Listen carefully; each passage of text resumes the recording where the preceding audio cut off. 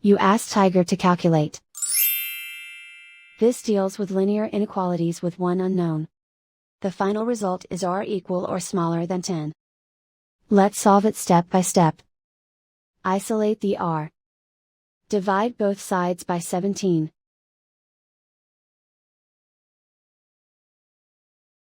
Simplify the fraction.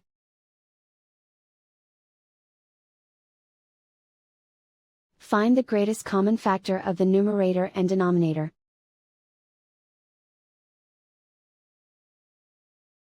Factor out and cancel the greatest common factor.